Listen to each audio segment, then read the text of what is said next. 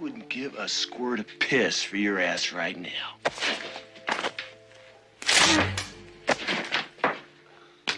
Weird Science is one of the strangest teen comedies of the 80s. Barbie doll, hacked computer, dream girl brought to life. But behind the scenes, things got even weirder. The lead actress didn't read the script. One actor had a full-blown panic attack in costume, and a major scene was so inappropriate it was cut before audiences ever saw it. These are 15 weird, wild, and shocking facts about Weird Science. And wait for the bonus fact because it involves a real kiss that surprised the crew, and might surprise you too. Grab your keyboard and a pair of jumper cables. This story's about to get electric. Number 1. Most directors spend months developing a movie. John Hughes, he dashed off the entire script for Weird Science over a single weekend. At the time, Hughes was already juggling The Breakfast Club and pre-production for Ferris Bueller. But somehow, he found a quiet weekend, sat down, and wrote the story start to finish in about 36 hours. It was fast, chaotic, and totally Hughes. He didn't overthink it, he just let it pour out. The result was a film that's messy, unpredictable, and one of a kind, because it was built on instinct, not perfection. And honestly, that's probably why it still works. Number 2. She didn't ask about the scenes. She didn't even read the lines. When John Hughes pitched her the idea, a computer-made dream woman with superpowers, Kelly LeBrock said yes. That was it. She later admitted she didn't fully understand the movie until filming started, but she liked the title. She liked Hughes, and she was in the mood for something fun and outrageous. Turns out, saying yes on instinct gave her one of the most iconic roles of the 1980s. And Weird Science wouldn't be what it is without her. Number 3. At the time, Hall had just come off 16 Candles and was one of Hughes' favorite young stars. He was offered the lead in National Lampoon's European Vacation, a guaranteed hit. But he turned it down to play Gary Wallace in Weird Science, a role with no roadmap and no franchise behind it. It was a gamble. And he knew it. But Hall believed in Hughes and wanted to be part of something original. The result? His most bizarre and most quoted role to this day, and a teen comedy that made him a cult hero.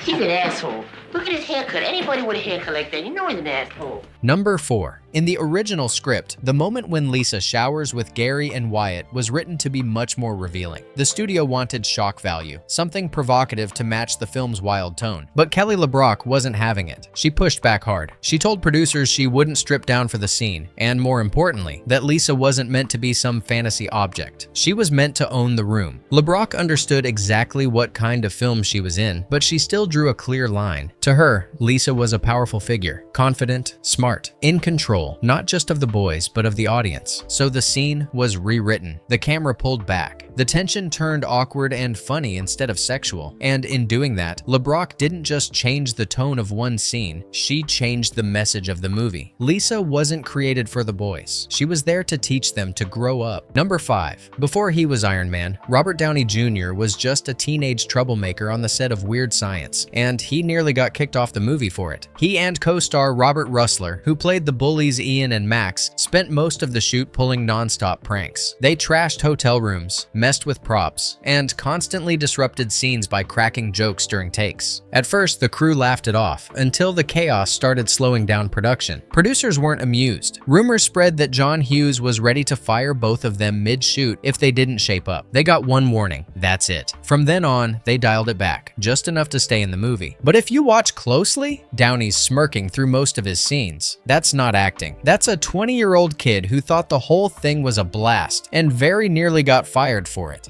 Number 6. 2 teenage boys wearing bras on their heads, trying to hack a woman into existence. It's one of the most iconic and ridiculous images in Weird Science. But for Anthony Michael Hall and Illan Mitchell Smith, filming that scene was pure embarrassment. They couldn't stop laughing, not once. They were surrounded by crew, lights, and pressure, and every time they looked at each other wearing those bras, they lost it. Take after take was ruined by giggling fits and nervous tension. John Hughes tried to keep the set loose, but even he had to pause and reset multiple times just to get a usable take. For Hall, who was still trying to shed his awkward kid image, the scene felt especially cringeworthy. But that raw, uncomfortable energy, it worked. It felt real, because it was real. And what started as total on-set chaos ended up being one of the most memorable, quoted moments in 80s teen comedy history. By the way, why are we wearing bras on our heads?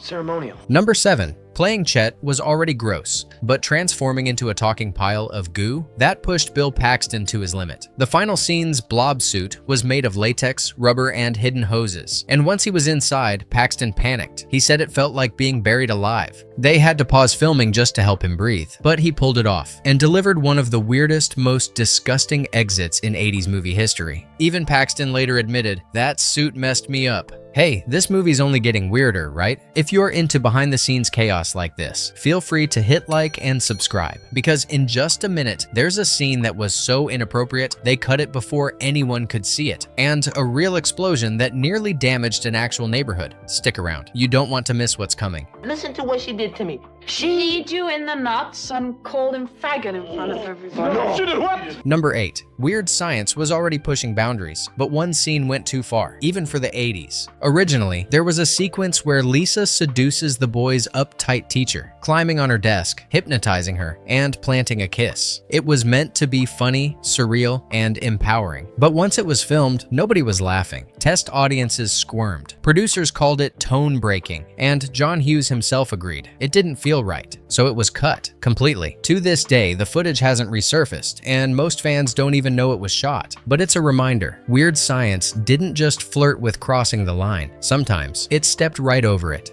Number 9. No CGI, no models, no digital tricks. When the house explodes during the party scene, what you're seeing is a real explosion, set up with actual charges and rigged pyrotechnics. The blast was so intense, it cracked a nearby garage and set off complaints from neighbors blocks away. It was risky, it was loud, and it very nearly caused real damage. But that's how they did it in the 80s. Blow it up now, apologize later. You had to be big shots, didn't you? You had to show off. When are you going to learn people will like you for what you are, not for what you can give them?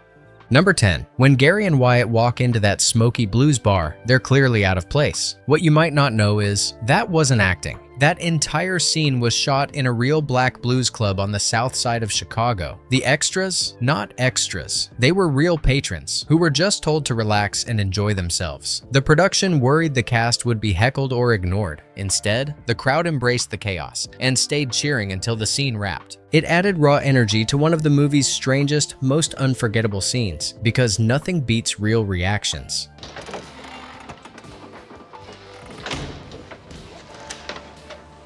Well, goddamn. Number 11. The movie wasn't done. The script was still changing, but Danny Elfman and his band Oingo Boingo had a title, and that was all they needed. They wrote Weird Science from scratch using only a short concept pitch, no footage, no dialogue, just vibes. And somehow, the song became just as famous as the movie. It's now one of the most recognizable 80s anthems, proof that sometimes the soundtrack knows exactly what a movie needs, before the movie even figures it out. Number 12. If the biker gang leader looked familiar, that's because he was. Actor Vernon Wells played the mohawked villain in Mad Max 2, and John Hughes brought him in to play a near-identical character crashing the party in Weird Science. Same outfit, same growl, same lines. It wasn't just a nod to action fans, it was basically a crossover hidden inside a teen comedy. And for fans who caught the reference, it was gold. How would you like all your friends here to know that you wear a bra on your head? Number 13. After Weird Science, Kelly LeBrock was poised to become one of the biggest names in Hollywood. She had the look, the voice, the buzz. Lisa was iconic, and producers wanted more, but she didn't want more. Shortly after the film's release, LeBrock stepped away from acting in the public eye. She turned down roles. She left LA. She focused on family and privacy, and left a lot of people wondering why. Some blamed the pressures of fame. Others pointed to her high-profile, troubled marriage to Steven Seagal. But LeBrock never offered a full explanation. She simply chose peace over publicity. In an industry obsessed with visibility, she vanished by choice. And that decision made her one of the rare 80s stars who didn't burn out. She just walked away. Number 14. John Hughes and Anthony Michael Hall were inseparable during the Brat Pack era. They made 16 Candles, The Breakfast Club, and then Weird Science. But after this movie, it all ended. There were creative disagreements, rumors of ego clashes, and by the time Hughes was casting Ferris Bueller, Hall's name was off the table. They never worked together again. No big blow-up, no public feud, just two rising stars who suddenly went their separate ways. And one of the most iconic partnerships in teen movie history faded out, just as fast as it began. You guys are the ones that got beat up at the homecoming game, right? Number 15. After playing Wyatt, Illan Mitchell-Smith had every chance to ride the teen movie wave, but instead of chasing more roles, he quit. He left acting, earned a PhD in medieval literature, and became a college professor. Today, he teaches at a university and still makes the occasional Comic-Con appearance. But his time in Hollywood? That was just one weird chapter in a much bigger life. Wyatt went from awkward kid with a computer to Dr. Mitchell-Smith, medievalist. And honestly, that might be the best character arc of all. Bonus fact. In the last scene of Weird Science, Lisa kisses Wyatt, a sweet farewell to the fantasy. But what you might not know? That kiss was completely real, and it caught almost everyone off guard, including Illan Mitchell-Smith. At just 14, Mitchell-Smith was nervous and completely starstruck. It was awkward, surprising, and for Illan, kind of magical. And somehow, that last unscripted moment captured the heart of the entire film. Sweet, strange, and just a little bit wild. Weird Science wasn't just another teen comedy. It was messy, rushed, chaotic, and totally unforgettable. From last-minute casting to exploding houses, real breakdowns to off-script kisses, it was a movie that should have never worked, but somehow still does. If you enjoyed diving into the madness behind the screen, feel free to like and subscribe. Let us know in the comments which fact shocked you the most. Thanks for watching, and remember, in the 80s, science wasn't always logical. Sometimes it was just weird.